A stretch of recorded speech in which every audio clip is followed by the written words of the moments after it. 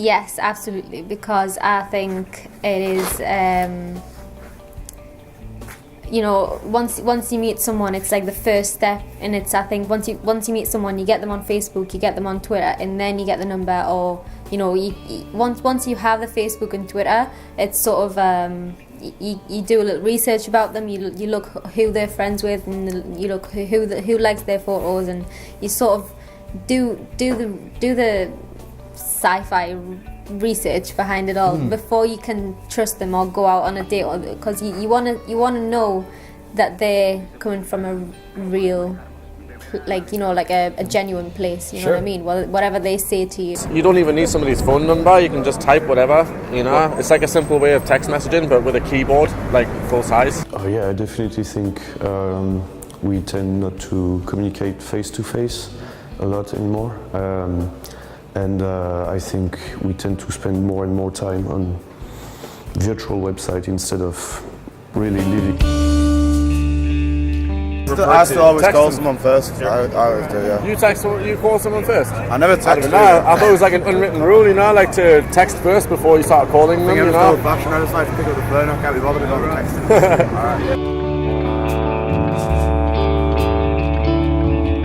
I think since the beginning, I've always find it a bit ridiculous to speak online. I remember friends when I was 14, 15, and when Facebook was launched, and they were saying, "Oh yeah, we talk together tonight on the computer." I was like, "Okay, what are they saying?" So I think I prefer face to face.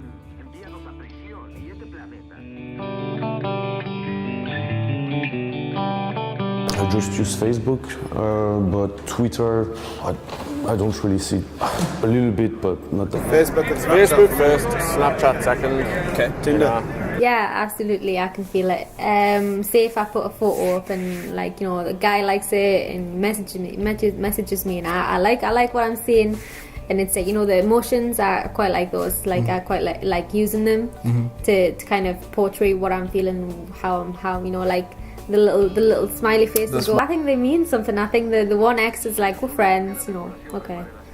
But the two X's is like, okay, I like you. So there's like, whatever. Like there's a step further, and then the three X's is like, I love this guy. I flirted when I was 16, yeah. It's easier because you're not in front of that person, you're in front of a keyboard, you're in front of a screen, you can type, you have time to think what you want to say, you can be more articulate rather than just being spontaneous. I think social media is a little bit, it makes rejection a little bit harder because it's there, it's written, it's like, even if I delete it, he can see it, so and see it in a couple of months or whatever, I message him again, I'm reminded of what's previously happened. I'd say you want to ask a girl on a date or something, people might not have the bottle to do it in person, but if you do it online or whatever, and you don't face the embarrassment of being there in person. Yeah, you do. I fucking asked a girl that online and she fucking said no, so I was like, right, fuck her.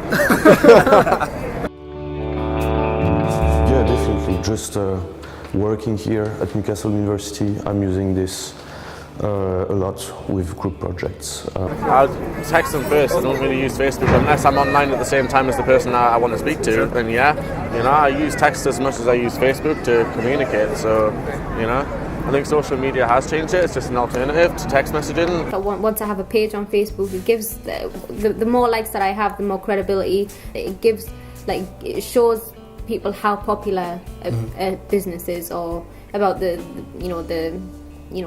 services or the products or whatever it is, and it shows how many people follow you. So I think, like say when I get sponsorships or anything like that, I think it's easier to sell a sponsorship when I've got like 10,000 likes on Facebook, because it shows that once their logo is on my artwork, it means 10,000 people will be looking at it.